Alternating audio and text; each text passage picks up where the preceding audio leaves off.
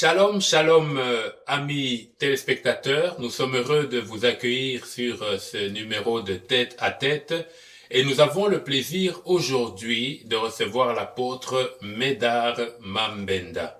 Bonjour, apôtre. Bonjour, pasteur. Vous allez bien? Très, très bien, merci. Heureux de vous revoir. Merci beaucoup. Et c'est un plaisir de vous avoir sur ce plateau. Le plaisir est partagé. Merci beaucoup.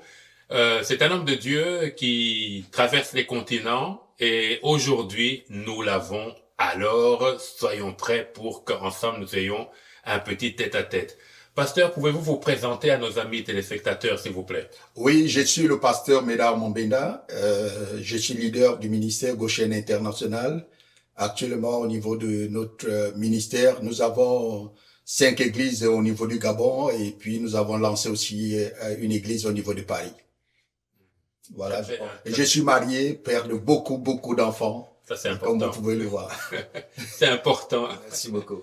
Oui, que l'Éternel soit béni. Alors, de quoi allez-vous nous entretenir aujourd'hui? Je vais parler un peu à l'Église par rapport aux dons spirituels. Et nous allons prendre pour base 1 Corinthiens chapitre 12, le premier verset. Je peux le lire? Je vous en prie. Ok. Où le Seigneur dit au travers de l'apôtre Paul, 1 Corinthiens chapitre 12, au premier verset, « Pour ce qui concerne les dons spirituels, je ne veux pas, frères, que vous soyez dans l'ignorance. » Donc, aux yeux de Dieu, pasteur Thierry, c'est que nous pouvons ignorer tout le reste de ce qu'il y a, mais pour le don spirituel, il faut que les enfants de Dieu soient enseignés et qu'ils puissent véritablement savoir de quoi il s'agit. D'accord, alors nous sommes tout oui, nous vous écoutons, homme de Dieu. Ok, comme nous venons de voir ici, qu'est-ce que le Seigneur dit? Le Seigneur dit, en ce qui concerne les dons spirituels, il ne voudrait pas que toi et moi, nous soyons dans l'ignorance. Ça veut dire qu'aux yeux du Saint-Esprit, c'est très, très important que nous puissions connaître à quoi sert le Saint-Esprit, à quoi sert plutôt les dons, pourquoi le Seigneur nous les a donnés et pourquoi il dit que je ne veux pas que vous soyez dans l'ignorance. Et comme je le faisais remarquer tout à l'heure, le Seigneur voudrait que nous puissions ignorer peut-être ceci, cela, mais pour les dons spirituels, surtout dans ces temps qui sont les derniers, il ne voudrait pas que nous soyons dans l'ignorance. Et ici, nous allons voir que, par ma petite expérience, je rencontre beaucoup d'enfants de Dieu qui confondent toujours entre la volonté de Dieu et leur volonté. Est-ce que la pensée qui vient de moi, c'est la pensée de Dieu? Est-ce que la pensée qui vient de moi, ça vient de moi-même? Eh bien, nous allons, pasteur Thierry, découvrir ce que la Bible nous dit par rapport à cela, afin que, à partir d'aujourd'hui, nous soyons éclairés et que cet amalgame ne vienne plus nous empêcher de servir le Seigneur. Parce que le plus souvent, ce qui empêche les enfants de Dieu de servir le Seigneur, c'est de savoir est-ce que la pensée que j'ai, est-ce que ça vient du Saint-Esprit ou ça vient de moi-même. Ça, c'est fondamental. Eh bien, nous vous écoutons. Ok, c'est pour ça que quand nous voyons la suite ici, il est écrit au verset 2, « Vous savez que lorsque vous étiez païens, vous vous laissiez entraîner par les idoles muettes, selon que vous étiez conduits. » Verset 3. « C'est pourquoi je vous déclare que personne, s'il parle par l'Esprit de Dieu, ne dit Jésus est anathème. Et personne ne peut dire Jésus est Seigneur si ce n'est par l'Esprit de Dieu. » Pasteur Thierry, à partir de ce moment, notre esprit peut déjà être éclairé, peut être illuminé. Le Saint-Esprit dit ici que personne qui est animé de l'Esprit de Dieu ne pourra jamais un jour dire que Jésus est anathème. Contrairement aussi, personne ne peut dire que Jésus est Seigneur si ce n'est par l'Esprit de Dieu. Ça voudrait dire quoi? Ça voudrait dire que la chair, notre pensée humaine, est incapable de glorifier le Seigneur Jésus-Christ de Nazareth. Ça veut dire que chaque fois qu'un être humain a une pensée qui élève Jésus, qui glorifie Jésus, qui magnifie Jésus, qui exalte Jésus, c'est le Saint-Esprit qui l'a inspiré. C'est pour ça lorsque Jésus a posé la question à ses disciples, au reste du monde, qu'est-ce qu'on dit de moi? Ils ont dit, les autres disent que tu es Jean-Baptiste, l'un des prophètes, tu es ceci. Après, il a dit, bon, c'est ce que les autres disent de moi. Mais vous qui êtes à mes côtés, qu'est-ce que vous dites de moi? Et les 12 sont restés là dans l'expectative. Et à un certain moment, Pierre a eu une illumination. Et l'inspiration que Pierre a eue l'a mené à dire que je sais que tu es le Christ, le Fils du Dieu vivant. Et qu'est-ce que le Seigneur dit à la suite de cela? Il dit, Pierre, ce n'est pas la chair et le sang qui t'ont dit cela. Ça veut dire que la chair et le sang, l'être humain naturel, il est impossible d'avoir ce genre de révélation. Et il dit, c'est mon Père qui est dans les cieux qui vient te révéler cela. Ça veut dire que chaque fois que nous avions une pensée qui glorifie Jésus, qui élève Jésus, c'est le Père qui nous le dit, c'est le Saint-Esprit qui nous le dit. À partir de ce moment, les enfants de Dieu peuvent croire. Chaque fois, par exemple, je suis à l'église, et nous allons le voir dans l'étude de dons aujourd'hui, par exemple, le don que l'église, que le Seigneur voudrait que toute l'église magnifie, que tous les enfants de Dieu magnifient dans l'église, c'est surtout le don de prophétie. Parce que l'apôtre Paul dit, inspiré par le Saint-Esprit, que je voudrais que tous prophétisent, mais selon un bon ordre. Mais pourquoi les enfants de Dieu à l'église ne prophétisent pas? Parce que, comme je disais tout à l'heure, mon expérience m'a amené à comprendre que le plus souvent, ils sont butés au niveau de savoir, est-ce que ce qui vient dans mon cœur, ça vient de moi ou ça vient du Saint-Esprit? Alors, quand nous revenons au verset 3, Oui. où le Seigneur dit que personne ne peut dire que Jésus est un anathème par l'Esprit de Dieu, et personne non plus ne peut dire que Jésus est Seigneur si ce n'est par l'Esprit de Dieu. Ça dit quoi? Comme l'apôtre Pierre a eu la pensée pour dire à Jésus, tu es le Christ, le Fils du Dieu vivant. À partir de ce moment, chaque fois que j'ai une pensée qui élève Jésus, qui magnifie Jésus, qui m'amène à le louer, qui m'amène à l'exalter, c'est le Saint-Esprit qui le dit. Je suis assis et j'ai une pensée qui monte, j'ai envie de prier. Le diable ni la chair ne pourra jamais amener un être humain de prier. Pourquoi? Parce que le diable et les démons savent que chaque fois qu'un enfant de Dieu s'approche de Dieu, c'est la fin de début de sa chute. Alors le diable ne fera jamais cette erreur. La chair sait que chaque fois que nous prenons la décision de nous approcher de Dieu, c'est la fin, c'est le début de son humiliation. Alors la chair ne peut jamais nous amener à prier. Donc chaque fois que nous avons ce genre de pensée, c'est le Saint-Esprit qui nous anime. À partir de ce moment, rien qu'au partir du verset 3, tous les enfants de Dieu peuvent savoir, mais donc le Saint-Esprit est véritablement moi, il est véritable avec moi, parce que chaque fois que j'ai une pensée, donc c'est lui qui m'inspire, donc c'est lui qui me parle, donc c'est lui qui me conduit, c'est lui qui me dirige, c'est lui qui m'amène à faire ceci, à cela. Alors quand nous arriverons à l'étude proprement dit des dons, et nous comprendrons que quand je suis à l'église, et des fois même depuis la maison, quand j'ai reçu une pensée, et cette pensée m'a fait du bien, alors quand je suis à l'église et que cette pensée revient dans mon cœur, c'est le Saint-Esprit qui me demande de libérer cette pensée, et comme cette pensée vient glorifier Jésus, à partir de ce moment, je la libère parce que je sais déjà faire une distinction entre ma volonté et la volonté de Dieu, entre ma pensée et la pensée de Dieu, entre mon inspiration et l'inspiration du Saint-Esprit. Alors chaque fois que Jésus est glorifié, chaque fois que j'ai une pensée en moi qui vient pour élever Jésus, qui vient pour exalter Jésus, pour le magnifier, pour l'honorer, alors c'est le Saint-Esprit qui me demande de le faire. Et comme dans la classification de dons, il y a au total 9 dons spirituels. Et dans les 9 dons spirituels, pour une bonne étude, on a l'habitude de les regrouper en 3 groupes. Oui. Le premier groupe des dons, on l'appelle toujours souvent le don d'inspiration, qui servent en majorité pour la prière. Le deuxième groupe qui est le groupe des dons vocaux, que nous devons au maximum voir se manifester à l'église. Mais que malheureusement, très peu de chrétiens comprennent que nous avons besoin de ça. Homme de Dieu, Oui. vous comprenez que l'apôtre est parti sur les chapeaux de roue et que... Merci beaucoup. Alors, c'est comme ça. Voilà. Alors, nous allons aussi nous mettre au niveau de ceux qui ont besoin de l'aide spirituelle, et puisque c'est une émission en grand public. Okay. Alors, la partie dans laquelle vous entrez là, les dons spirituels proprement dit, leur nomenclature, tout ça, avant de pouvoir entrer dessus, vous nous dites que les dons, Dieu ne veut pas que nous soyons ignorants de tout ce que vous êtes en train de nous enseigner, mais que c'est le Saint-Esprit qui doit être à la base de ça. Oui, exact. Là, je vous dis ce que moi j'ai compris. Oui. Mais que la chair, elle ne peut pas produire cela. Oui. Voilà.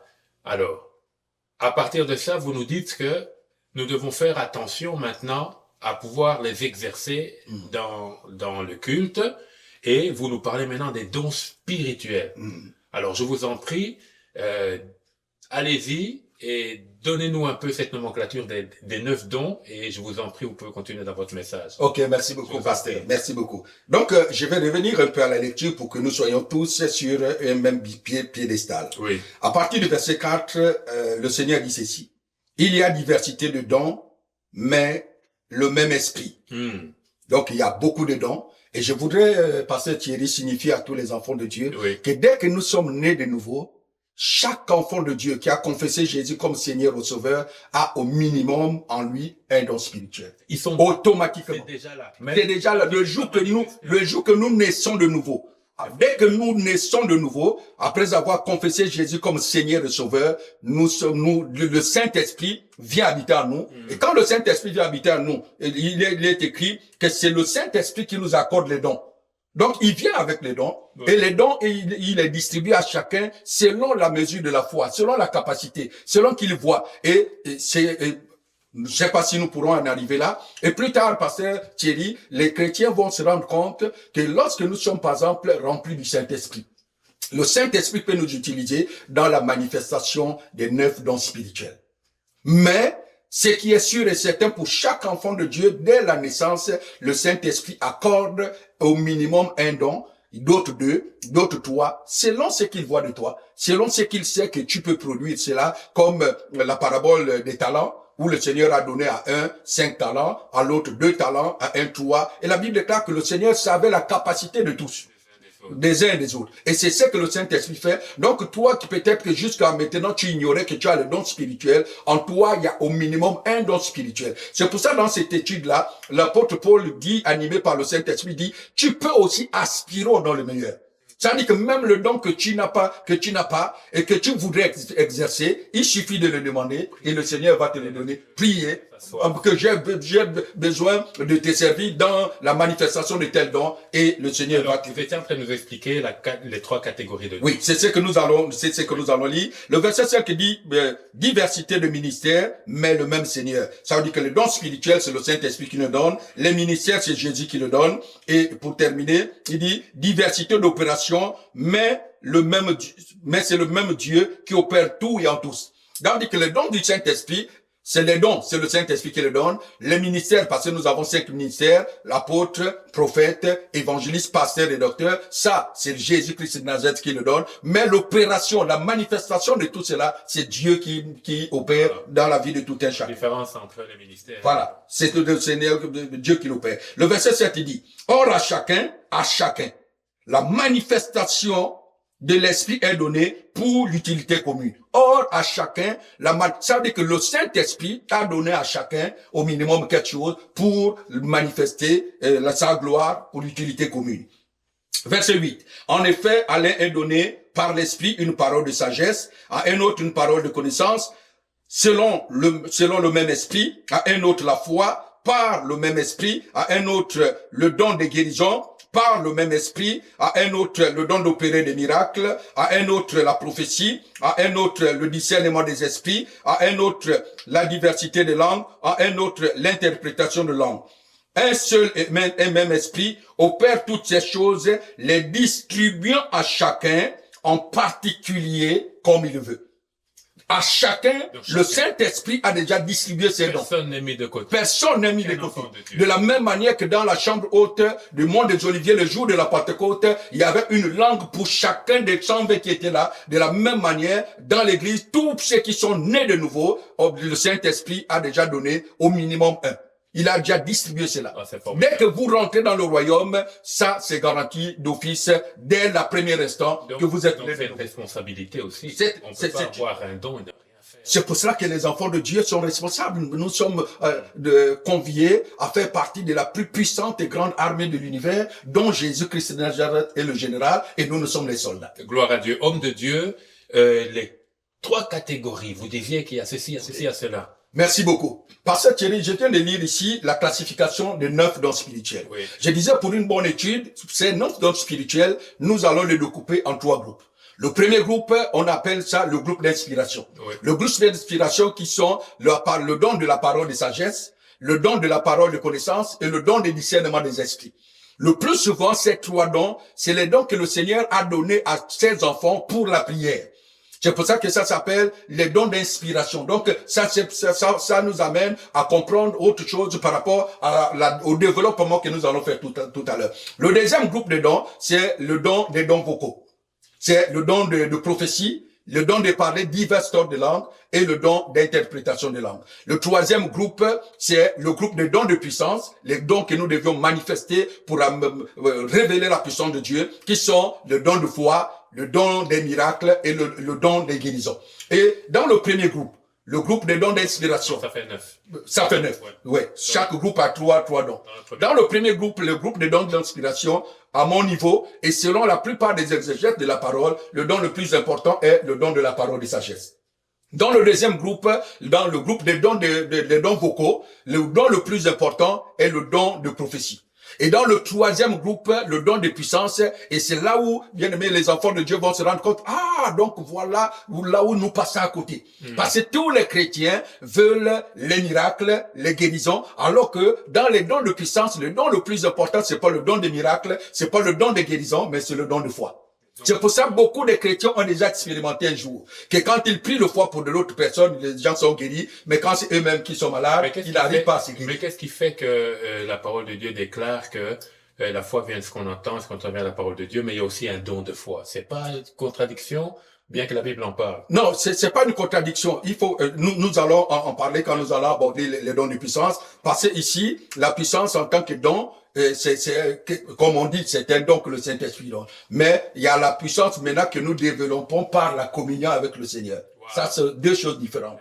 Donc, je vais commencer par le premier don qui est le don d'inspiration. Comme je disais tout à l'heure, dans les dons d'inspiration, le premier don est le don de la parole de sagesse. Ici, c'est pas le don de sagesse, c'est le don de la parole de sagesse. C'est le Seigneur qui nous donne une infime partie de sa divine sagesse en nous. Et à quoi sert le don de la parole de sagesse? Le don de la parole de sagesse, c'est le don que Dieu nous donne pour nous révéler les choses à venir. Parce que dans ce monde ou dans l'univers, la seule personne qui connaît le futur, c'est Dieu.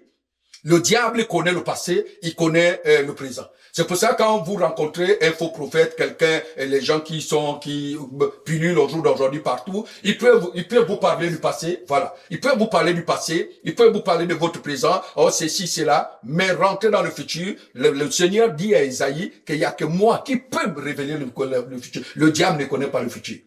Il y a que Dieu. Donc Dieu, comme il nous aime et nous faisons partie de son corps, alors par ces dons, il nous donne la capacité d'avoir les choses futures. Et le plus souvent, ces dons se manifestent par des visions et par des songes. Il y a des gens qui rêvent des choses qui finissent par arriver. Alors quand tu as commencé une fois, deux fois, Dieu te donne une vision, ça arrive, Dieu te donne une vision, ça arrive, ça veut dire que Dieu t'a déjà doté du don, t'a doté dès ta nouvelle naissance du don de la parole de sagesse. Et c'est ces dons-là qui te permettent d'avoir un accès dans le futur, dans le monde futur, pour connaître les choses qui ne sont pas arrivées et qu'est-ce que ces choses-là. Pourquoi Dieu le permet? Parce que la Bible déclare que tout ce qui nous est révélé, Dieu nous donne le pouvoir d'agir dessus, de condamner ou de le laisser venir. Alors, apôtre, pour que nous puissions finir ces chapitres, parce que le temps passe rapidement, très rapidement, j'aimerais vous demander si vous pouvez vraiment nous donner une synthèse de tous les dons, parce qu'on risque de ne pas avoir tous les dons, okay. Et quelqu'un sera déçu. Déçu, ok. Alors, donc nous allons aller là. Donc je disais, dans le don de la parole de sagesse, il nous sert à avoir accès au monde, au futur. Le don de la parole de connaissance, lui, par contre, c'est le don qui nous révèle les choses passées et les choses présentes. Ok. C'est le don, par exemple, quand vous cherchez qu'est-ce qui s'est passé dans tout, et puis il y a un frère, une sœur qui a une révélation, qui a une inspiration, et puis dit, le Seigneur lui dit, voilà ce qui s'est passé, ou vous êtes en train de chercher quelque chose, et le Seigneur vous révèle que cette chose est ici, par rapport à ces moments. Ça, c'est le don de la parole de connaissance. Donc, il nous amène à connaître les choses qui se sont déjà déroulées. Et le troisième don, qui est l'un des dons les plus importants ici, que le Seigneur dit que dans les derniers temps, le don le plus important que nous ne devons pas oublier, c'est le don du discernement des esprits. Oui. Et c'est le don qui est le plus mal utilisé au jour d'aujourd'hui dans l'église pastorale. Le plus mal compris, le plus mal utilisé. Pourquoi? Parce que on l'a mal enseigné. Parce que c'est le don du discernement des esprits, c'est le don qui nous permet d'avoir accès dans le monde spirituel. Et de la manière qu'on nous a enseigné, la plupart des chrétiens, quand ils ont accès au monde spirituel, ils ont accès au côté ou à la sphère négative du monde spirituel. Et ils voient beaucoup de démons, ils voient beaucoup de sorciers, ils voient beaucoup le négatif, alors que la Bible nous dit que le diable n'a amené qu'un tiers d'anges. Ce qui veut dire qu'il y a deux tiers qui sont restés avec nous. Ça veut dire que pour chaque démon qui existe, il y a deux anges qui sont là. Et je voudrais signifier aux enfants de Dieu que les anges ne restent pas au ciel chez Dieu.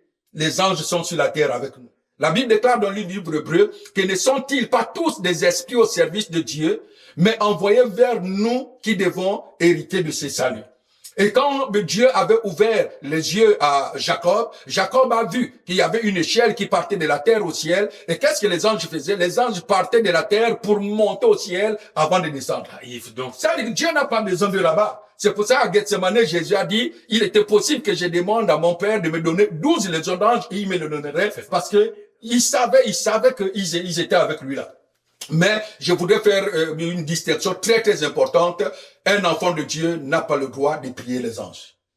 Les anges sont des esprits au service de Dieu. C'est Dieu qui décide qu'est-ce qu'il fait d'eux par rapport à nous. Parce que nous voyons ici au jour d'aujourd'hui, oh non, je vais libérer les anges, je vais activer les anges. Ça, c'est pas donné dans la nouvelle alliance, c'est pas fait dans la nouvelle dispensation. C'est une hérésie capitale et que nous voyons avec beaucoup d'hommes de Dieu au jour d'aujourd'hui. Alors qu'il ne nous est pas été.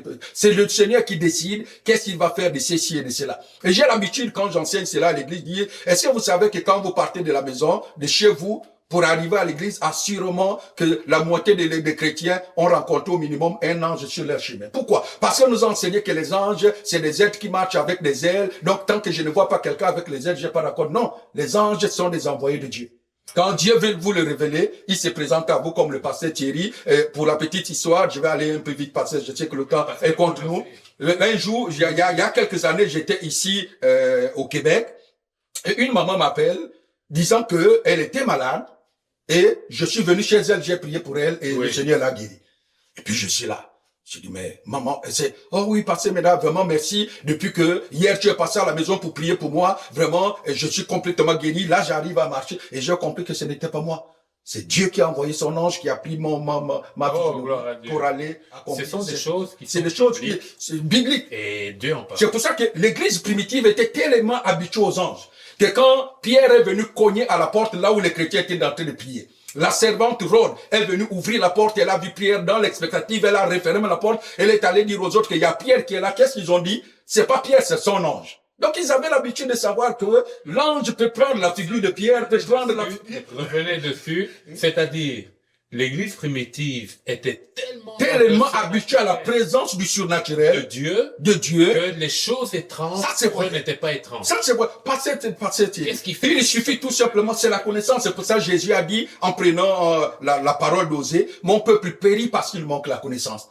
On nous a enseigné, 90% des chrétiens, quand ils ont des visions, ils voient des démons, ils voient des sorciers, alors que si on les enseigne pour dire que les démons sont plus loin de vous, parce que lorsque l'armée syrienne est venu attaquer Élisée et son serviteur à Dothan. Le serviteur sort, il voit une grande armée et il va dire à l'homme de Dieu qu'il y a, nous sommes encerclés par qu'est-ce que l'homme de Dieu a dit? Il dit non, ceux qui sont avec nous sont plus nombreux que ceux qui sont avec eux. Et le serviteur de Dieu a prié pour son serviteur. On a ouvert les yeux. Il s'est rendu compte qu'il y avait des chars et des cheveux de feu qui les entouraient. Et ça, c'est pour que, il faut que les enfants de Dieu soient enseignés. À partir de ce moment, quand leur esprit, leur pensée va se focaliser sur ce que Dieu les a donné, à partir de ce moment, petit à petit, ils vont commencer à voir les anges, à rencontrer les anges, à faire ceci. Et je pense que Dieu nous permettra prochainement pour que je vous fasse le témoignage que j'ai vécu dans ma vie, une téléportation où j'ai vu deux anges qui sont venus, qui me font monter dans une voiture, qui m'ont emmené à un endroit. Et puis après, quand j'ai parlé, là, on m'a amené, les gens m'ont vu venir à pied. Moi, je venais dans une voiture, mais quand je parlais avec les gens qui m'ont reçu, ils ont dit non, frère, nous t'avons vu venir marcher de là-bas jusqu'ici, tu étais à pied, alors que moi, je savais que j'étais dans une voiture bleue, de couleur bleue, avec deux personnes devant. Bon, ça c'est notre cas. Nous allons aller vite par rapport au don. Apôtre, oui. Là, il nous reste 7 minutes. Oui. Je pense que même si nous ne sommes pas la syrophénicienne qui prenons les miettes, là nous sommes assis à table avec Jésus. Amen, amen. Alors moi, j'essaye de vous encourager à finir.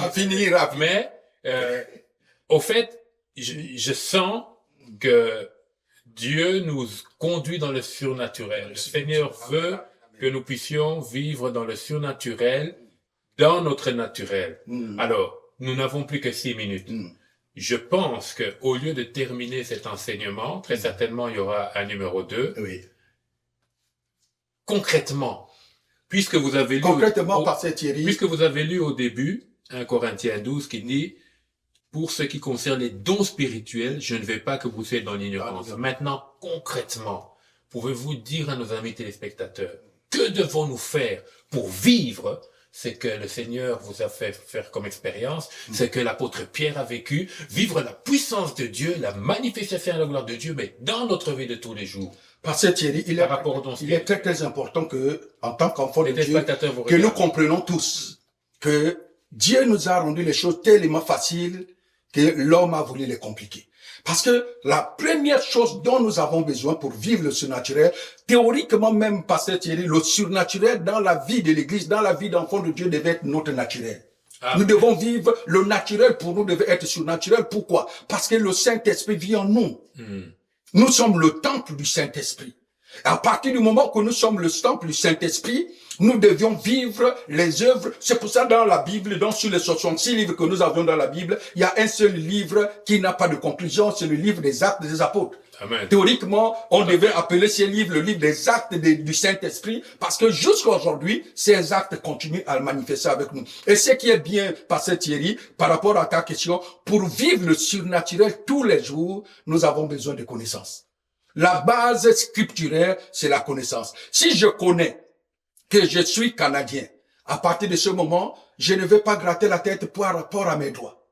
Si je connais que je suis citoyen du royaume de Dieu, je ne vais pas gratter la tête par rapport à mes droits, parce que je sais qu'en tant que citoyen du royaume de Dieu, tous les démons me sont soumis. Je n'ai pas besoin de prier. Je n'ai pas besoin de gêner, je n'ai pas besoin de quoi que ce soit, c'est mon identité parce que je sais que celui qui est en moi est plus grand, est plus puissant que celui dans le monde. Parce que Thierry, là le temps nous manque, je vais te faire un témoignage pour les téléspectateurs qui vont nous suivre, moi j'ai prié pour les malades, j'ai chassé les démons le premier jour que j'ai mis pied à l'église. Le jour que je suis allé, mon épouse et moi, on est allé, le premier dimanche qu'on est allé à l'église, le pasteur priait, le pasteur enseignait sur Marc chapitre 16. Voici les miracles, au verset 17, voici les miracles qui accompagneront ceux qui auront cru. Et il a insisté que Jésus guérit encore, Jésus délivre encore, Jésus chasse les démons, Jésus fait ceci, Jésus fait cela. Et puis à la fin, avec cette soif de quelqu'un qui venait à peine d'arriver à l'église, et à la fin, il a dit, allez-y prêcher, allez-y dire que Jésus est encore vivant, il délivre, il guérit, il sauve, et il n'a pas changé. Je suis allé à la maison le même dimanche avec mon épouse, et à 15h, vers 17h, je suis sorti pour aller évangéliser. Exactement, le premier jour, pas deux dimanches, pas un jour de plus, le premier dimanche que j'ai mis pied à l'église. Je suis allé dire à mes voisins que Jésus guérit, Jésus sauve, Jésus délivre. La même chose, j'ai répété ce que le pasteur avait dit. Je reviens à la maison et vers 19h, il y a une dame qui vient toquer à la maison, je suis à la chambre, mon épouse va ouvrir et la dame dit que non, ton mari était chez moi, ton mari a dit que Jésus guérit, je suis venu pour qu'il prie pour moi afin que Jésus me guérisse. Et ma femme vient à la chambre pour dire, chérie, tu as un problème. J'ai un problème, chérie? Oui. Tu es allé dire à une dame que Jésus guérit, elle est venue pour que tu la guérisses. J'ai dit, oh chérie, ça c'est un petit problème. Demain, on a les cours de base à l'église, les cours de nouveau. On va l'amener à l'église et le pasteur va prier pour elle, puisque c'est le pasteur qui a dit ça. Et ma femme a dit, non, c'est pas le pasteur qui était chez elle, c'est toi qui es allé. Alors, va résoudre ce problème avec elle. Pasteur chérie, je ne connaissais pas la Bible. Je ne connaissais pas prier. Je ne connaissais même pas où se trouvait Marc dans la Bible. Alors, je suis allé, le Seigneur m'a donné une inspiration, je suis allé voir la dame, et j'ai dit à la dame, madame, rentrez chez vous, lorsque vous serez prête à dormir, vous viendrez, on va prier, et puis à partir de ce moment, le Seigneur va faire sa volonté. Pourquoi j'avais dit ça? Parce que je voulais savoir où se trouve Marc. J'ai pris ma Bible, j'ai ouvert comme un cahier, et puis j'ai commencé à feuilleter, et ça m'a pris près de 30 minutes pour arriver à Marc. Quand j'arrive à Marc, je trouve Marc, et j'étudie comme on a fait à l'école, le verset 17, que le pasteur avait prêché pour elle. Vers 22h, la dame vient, et quand la dame vient, je la fais asseoir. Je savais qu'il y avait un incident de voisinage qui devait se créer entre nous, puisque moi, la première fois à l'église, je ne connais pas prier, je ne sais pas comment ça va se passer avec cette dame. Alors, j'ai pris, si Dieu m'a donné cette sagesse, et c'est que je trouve que ça, c'est comme ça que Dieu aimerait que nous puissions nous comporter. Et j'ai dit à cette dame-là, et c'est quand je suis venu chez toi, je t'ai dit que je suis capable de guérir. Elle m'a dit non. J'ai dit que c'est Jésus qui guérit. Non, oui. Et j'ai dit à cette dame, ça veut dire que si tu es guéri, c'est Jésus. Si tu n'es pas aussi guéri, c'est Jésus. Parce que j'étais sûr et certain à 100% que rien ne devait se passer. Alors j'ai pris le problème, je l'ai mis sur Jésus. Que Jésus, débrouille-toi avec ton histoire là, je n'ai rien à voir là-dedans. Elle a dit oui, c'est Jésus qui va faire. Alors j'ai appelé mon épouse, nous l'avons imposé les mains et j'ai récité le verset. Voici les miracles qui accompagneront ceux qui auront cru à mon nom. Ils chasseront les démons, ils parleront de nouvelles langues, ils saisiront des serpents, s'ils boivent quelques breuvages mortels, cela ne leur fera point de mal, ils imposeraient les mains aux malades et les malades seront guéris. Amen. Et la dame a ouvert les yeux, dit, c'est fini? J'ai dit, oui, rentrez chez vous. Elle est allée chez elle, elle a dormi, le lendemain matin, elle s'est réveillée, elle était guérie. Ça faisait 6 mois qu'elle avait une perte de sang, que la médecine et la tradition n'a pas pu. Gloire au Seigneur. Notre temps arrive à son terme. Wow. Mais nous allons encore prendre Amen.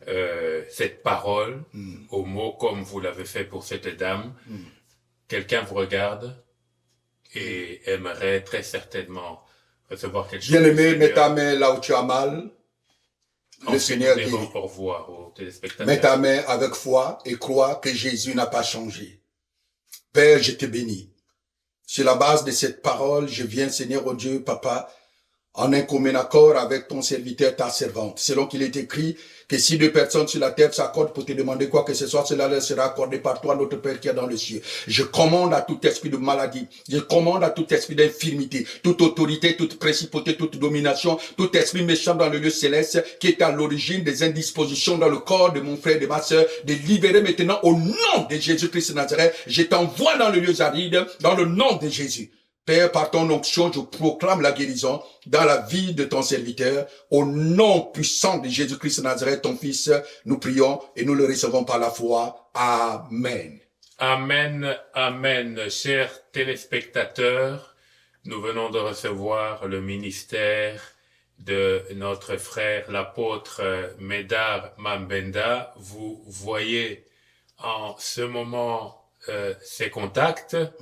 Nous sommes heureux d'avoir passé ce temps avec vous. Homme de Dieu, oui, merci beaucoup. C'est moi qui vous remercie et qui remercie le Seigneur pour ce moment. Et vraiment, là, nous avons expérimenté, c'était une conférence carrément, en 30 minutes. Merci. Que l'Éternel soit béni, bien-aimé. À la prochaine de notre émission Tête à Tête, nous serons heureux d'être ensemble. Et avec l'homme de Dieu, nous vous saluons et vous disons au revoir. Soyez bénis. Shalom. Shalom.